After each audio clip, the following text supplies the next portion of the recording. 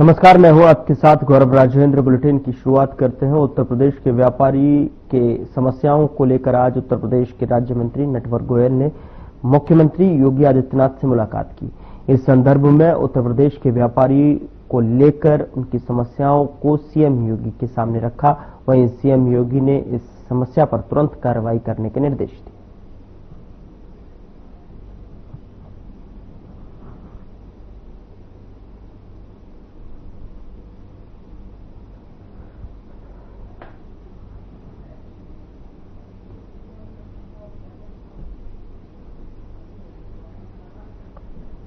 गौतम बुद्ध नगर police ने एक बड़ी सफलता हासिल की है। आपको बता दें कि न्यायालय में आर्म्स एक्ट के एक मामले में अभियुक्त कुलदीप को दोषी पाया और उसे 6 महीने के कारावास और 1000 रुपए के अर्थदंड की सजा सुनाई। यह कार्रवाई ऑपरेशन कन्विक्शन के तहत की गई, जिसका उद्देश्य अपराधियों को सजा दिलाना है। पुलिस कमिश्नर गौतम बुद्ध नगर के निर्देश में थाना सूरजपुर पुलिस मॉनिटरिंग सेल और अभियोजन इकाई की प्रभावी पैरवी के परिणाम स्वरूप यह सफलता मिली है। आगे भी गौतम बुद्ध नगर पुलिस प्रभावी कार्रवाई जारी रखेगी।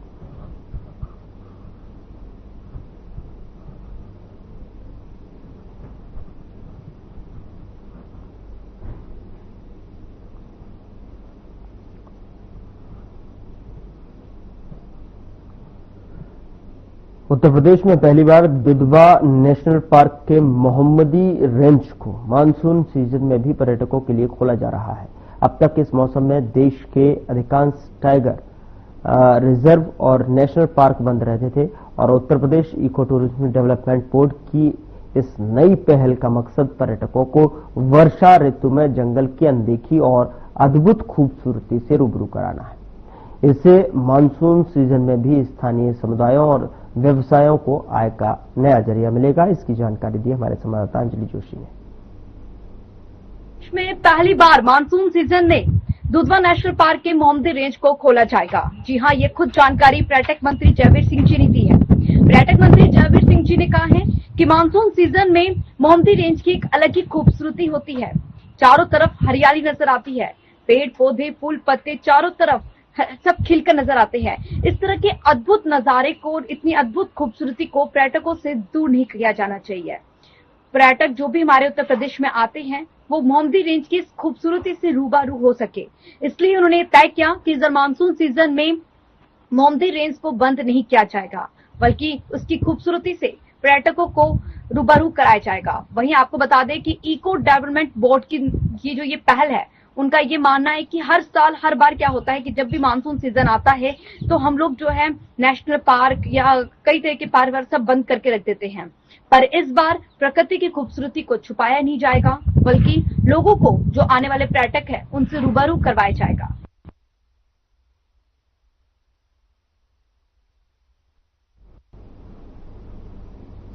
साधना ग्रुप ने मोदी सरकार के 11 साल पूरे होने पर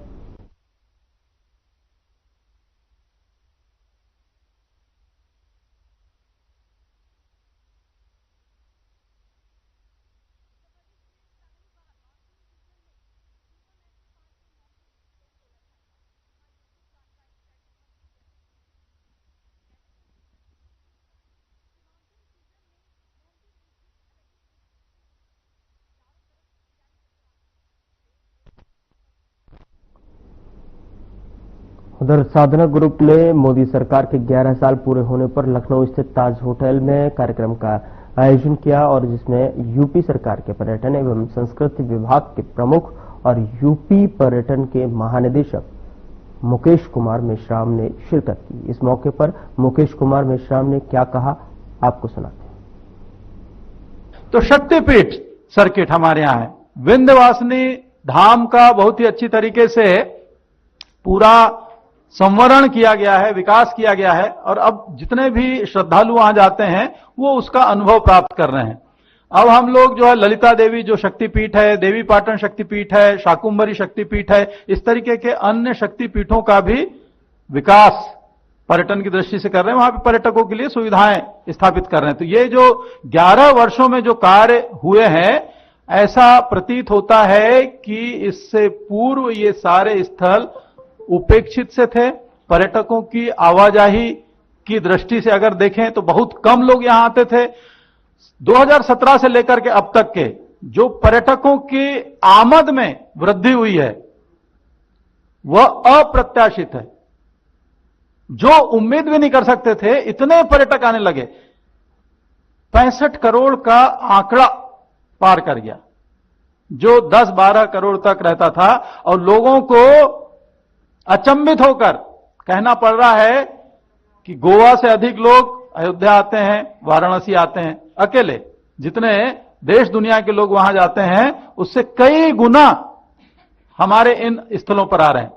एक तो कोविड के बाद में प्रत्येक व्यक्ति के मन में अपने जीवन के प्रति जो उसकी उत्कंठा है और साथ ही साथ जीवन के प्रति जो उत्साह है, उसमें एक विशेष प्रकार का संचार हम देखते हैं। और इसी वजह से इन सब आध्यात्मिक स्थलों की ओर लोगों की आमद बढ़ी है। तो उत्तर प्रदेश में 11 वर्षों में लगभग 2000 स्थलों पर हमने कायाकल्प का कार्य किया है। यहां पर चाहे बेंच हो, शौचालय हो, पेयजल व्यवस्था हो, यात्री हाल हो, लाइट्स हो, पहुंच मार्ग हो या वहां की लैंडस्केपिंग हो, दिशा सूचक हैं।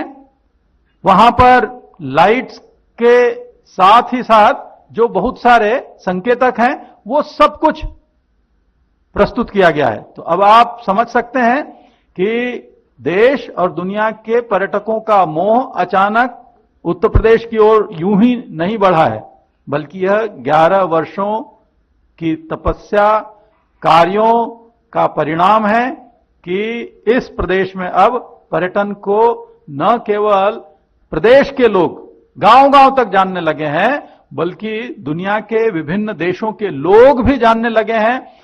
जापान के यामानाशी के गवर्नर साहब जब यहां पर आते हैं और वो कहते हैं उत्तर प्रदेश के इन अद्भुत स्थलों को देखकर कि अब हमें समझ में आया कि क्यों हमारे पुरखे कहते थे कि स्वर्ग पश्चिम में स्थित है।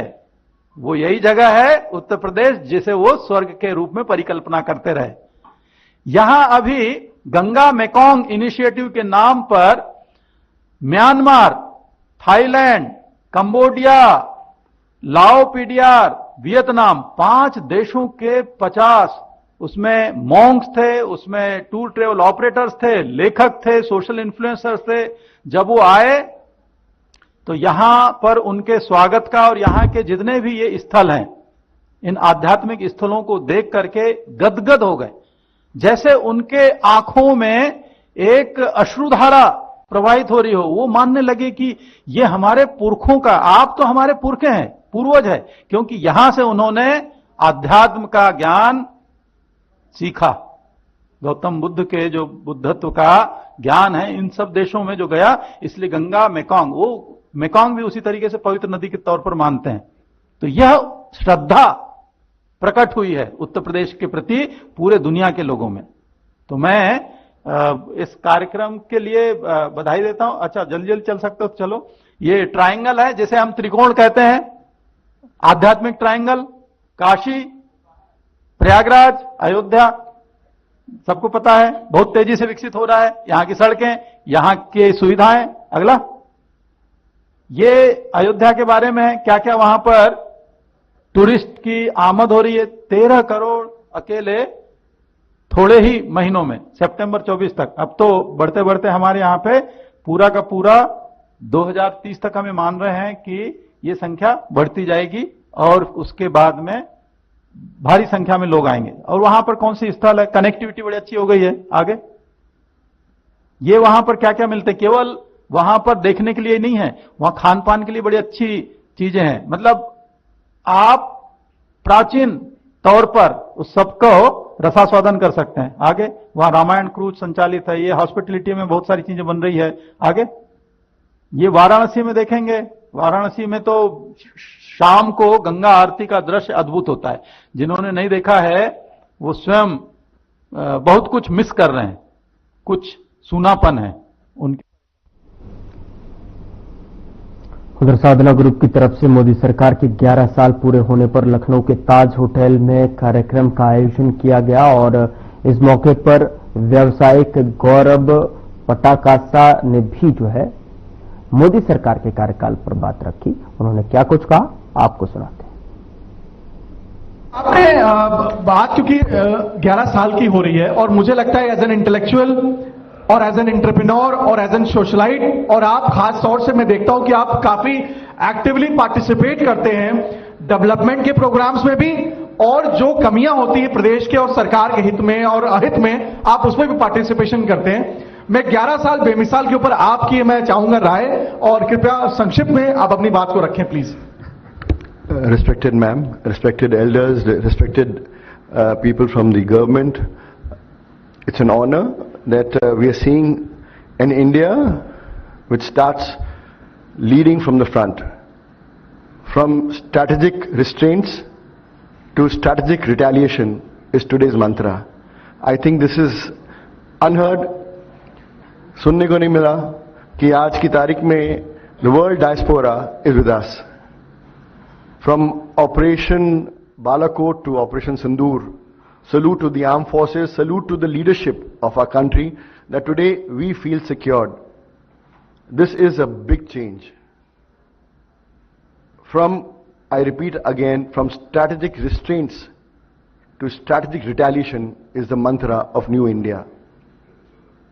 Article 370, impossible, we did it. You see the direct transfers today to the underprivileged, bridging the divide of the rural India to the urban world, phenomenal. The direct transfer schemes have been outstanding. I think the world is looking at us to understand what are these transfers all about. From Jan Dhan Yojana to Ujjwala Yojana, you name it, to Jal Yojana, Aadhaar linking to 1.3 billion people. It's phenomenal. Your Ayushman cards, 5 lakh का आपको free मुफ्त इलाज मिल रहा है। कहां सुनने को मिलता है ये सब चीजें इतने वास्ट पॉपुलेशन में। And today from 2014 where we were the 11th largest economy, we have reached to 4th largest economy, surpassing Japan. That's achievement. I think today the youth, I see my friends, they have the children जो बाहर भेजते थे सबको वापस लेके आ रहे हैं India. US is unstable, Europe is unstable, Middle East is unstable. Today the only country today, right now the world is looking at is India. We are the crown of the world. We are becoming the crown of the world. And we should be proud of our cultural heritage, the legacy what we hold on to. The Sanatan Dharma what we call is what we are today. हम सबको welcome करते हैं, but उस welcome का ये फायदा नहीं कोई उठाने को देंगे आज की तारीख में कि कोई भी आके हमें हमारी कंट्री में हमें ही समझाएगा कि हमें क्या करना है। We stand as one unified force to face the world and पूरी टीम ऑफ साधना चैनल को मैं कांग्रेचुलेट करना चाहूंगा कि आज उन्होंने ये जो सिटीजन फोरम रखा है to make the citizens come out and speak about the 11 years is phenomenal. And Brij Mohan ji, thank you so much for calling all of us together under one umbrella, and we are proud to say that we are Indians. The world hears us, and together we stand and together we rise as one nation. Thank you.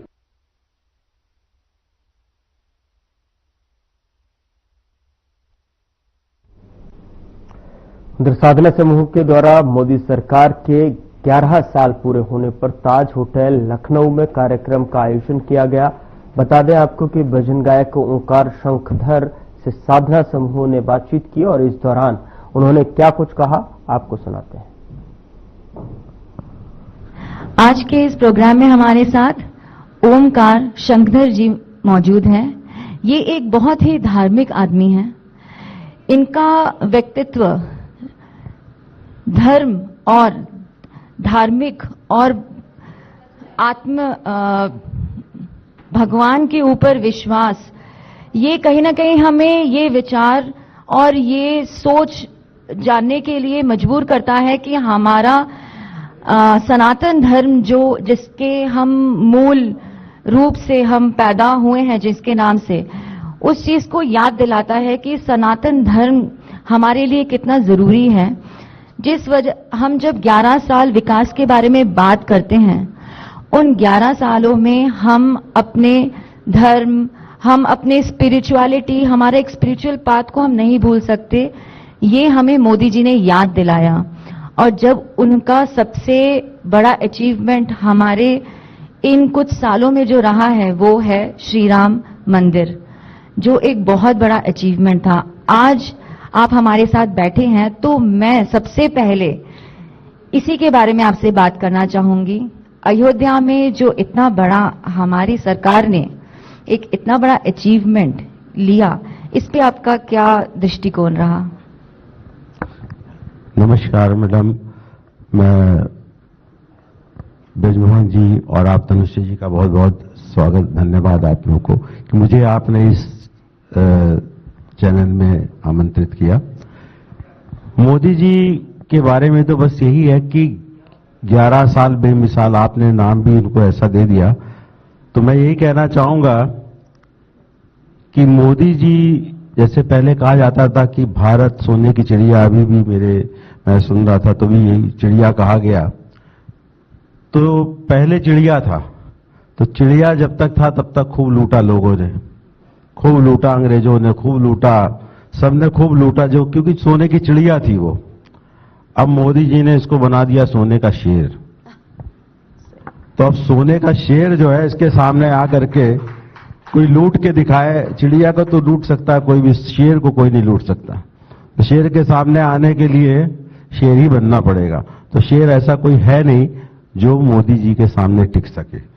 वो मोदी जी शेर ही नहीं है, वो बबर शेर है इस समय। तो उन्होंने जो करा है, और राम मंदिर की बात है, तो हमारा राम मंदिर का ये जो 500 साल बाद हमारे रामलला विराजमान हुए, तो इसके लिए एक ही बात मैं कहूंगा कि पहले रामलला टाट में थे और मोदी जी ने इनको ठाठ में कर दिया है। बहुत बढ़िया। पहले तो टाट में रख दिया था उनको, अब मोदी जी जब से आ गए तब से ठाट में हो गए वो। अब ठाट में ही रहेंगे, अब उनको कोई टाट में नहीं ला सकता, क्योंकि वो रामलला है, प्रभु श्री राम है। सब जानते हैं कि हनुमान जी के वो आराध्य है, और हनुमान जी कलयुग के एकमात्र जागृत देवता है। तो जहां हनुमान जी हो जाएं, जिस षष्ठी के रचयिता, जिस षष्ठी की देखरेख हनुमान जी के हाथ में हो जाए, उसको कौन बिगाड़ सकता है? तो उसको बिगाड़ने के लिए तो फिर वैसे ही बनना पड़ेगा हनुमान जी की तरह। बिल्कुल, हमारे रक्षक हनुमान जी हैं। हनुमान जी हैं, और उनकी रक्षा में हमारे नरेंद्र मोदी जी ने और हमारे चीफ मिनिस्टर जी, उनका नाम लिए बिना ये कार्यक्रम अधूरा है। माननीय योगी जी, तो आप ये समझ लीजिए कि प्रभु श्री राम मोदी जी का रूप हो गया और योगी जी हनुमान जी हो गए।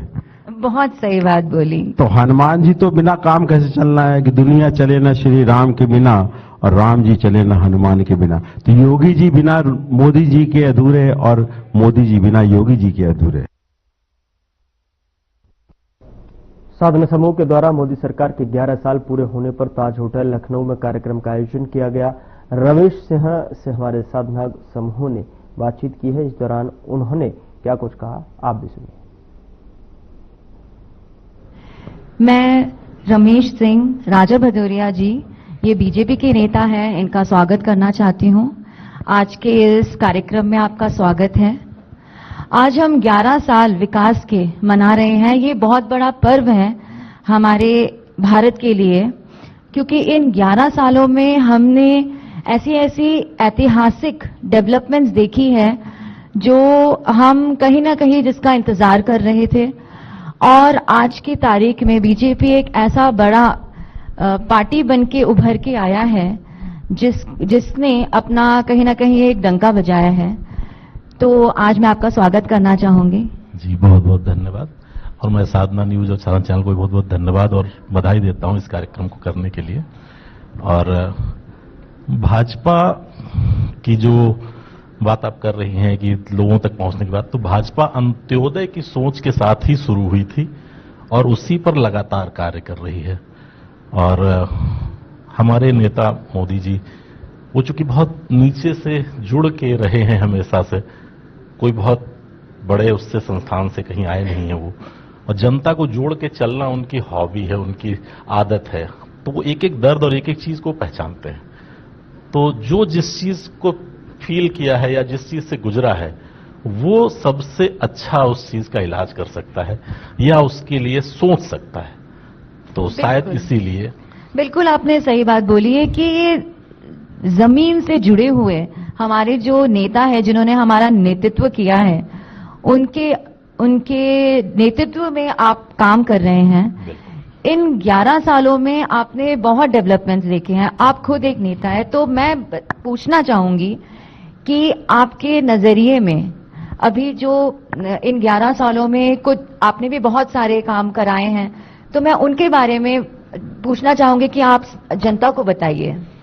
देखिए, जैसे अगर हम जनता के परेशानियों की बात करें, तो जैसे ओडीएफ लेके हम लोग चल रहे थे, आज सरकार ने गांव में घर घर शौचालय जो हम लेके आए, सरकार मोदी जी की बहुत बड़ी सोच थी, जो एक सामान्य जनता की जो दिक्कतें थी इस महिलाओं की, उसको लेके आगे बढ़े और आज गांव गांव तक उस चीज को पहुंचाया। आम जनमानस की समस्या थी वो, बहु बेटियों की समस्या थी वो। हम गांव से जुड़े हैं, क्योंकि हम जानते थे कि अगर सूर्योदय हो गया, उसके बाद अगर तबीयत खराब भी है तो कितनी समस्याओं को झेलना पड़ता था। आज उन समस्याओं से लोग नहीं जा पा रहे हैं। तो उस चीज को लेकर जो गांव गांव तक की समस्याएं थी, उनसे हम जुड़े थे। आज सड़कों का जो जाल हमारे यहाँ फैला है, उसके द्वारा हम गांव गांव तक पहुंच पा रहे हैं, लोग हमसे जुड़ रहे हैं। उन चीजों से हम बहुत आगे बढ़ रहे हैं। मेडिकल की बात करें हम, तो जैसे मैं रायबरेली से आता हूं, मेरा जिला है। एम्स की घोषणा कांग्रेस ने की, लोग कहते हैं कांग्रेस ने की, लेकिन ना उनको जमीन मिल पा रही थी, ना हो पा रहा था। हम उसको तैयार करके आज वो रनिंग कंडीशन पे आया है। आज भी समस्याएं आ रही हैं, उसको निवारण करते हुए आज हम उसको चला पा रहे हैं। आज आसपास के क्षेत्र को भी उसकी वजह से सहायता मिल रही है। तो एम्स की संख्या की बात करिए, तो उस चीजों को लेके, जनता के दर्द को लेके जो हम काम कर रहे हैं, वो केवल मोदी जी की सोच है और उसको लेके ही हम आगे बढ़ पा रहे हैं आज के डेट में। बिल्कुल आपने सही बोला कि एम्स एक ऐसा हॉस्पिटल है जिसपे हर जनता के हर वर्ग के लोग को विश्वास है। बिल्कुल, एक छोटे से गरीब इंसान से लेकर एक अमीर इंसान, हर कोई एम्स में आंख बंद करके विश्वास करता है। बिल्कुल, और उसके केवल घोषणा होने से इलाज नहीं होता किसी का। बिल्कुल, काम होने से इलाज होता है, उसके चालू होने से इलाज होता है। आज वर्किंग कंडीशन में होने के बाद हमारे जिले के लोगों को उसमें इलाज मिल पा रहा है। तो ये चीज है, लोगों को काम एक केवल कह देना और काम करना। तो मोदी जी काम करने पे विश्वास रखते हैं, हमारी सरकार काम करने पे विश्वास रखती है। उसी का कारण है कि हम पर इतना विश्वास और भरोसा करते हुए लोग हमसे जुड़े हुए हैं और हम लोग लगातार आगे बढ़ रहे हैं। और अंत्योदय की भावना ही हमारा मूल मंत्र है, जिसके साथ हम आगे बढ़ रहे हैं और लगातार बढ़ते रहेंगे।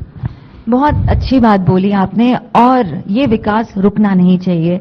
11 साल कहने के लिए 11 साल हो गए हैं, लेकिन हम चाहेंगे कि ये विकास रुके ना। ये ऐतिहासिक बुलेटिन में मेरे साथ इतना ही, पर अब वक्त हो चला है डॉक्टर राकेश गुप्ता के साथ हमारे खास कार्यक्रम प्लस माइनस का। नमस्कार दोस्तों, हम सब भारतवासी हैं, उस देश से हैं जहां मेहनत की पूजा की जाती है और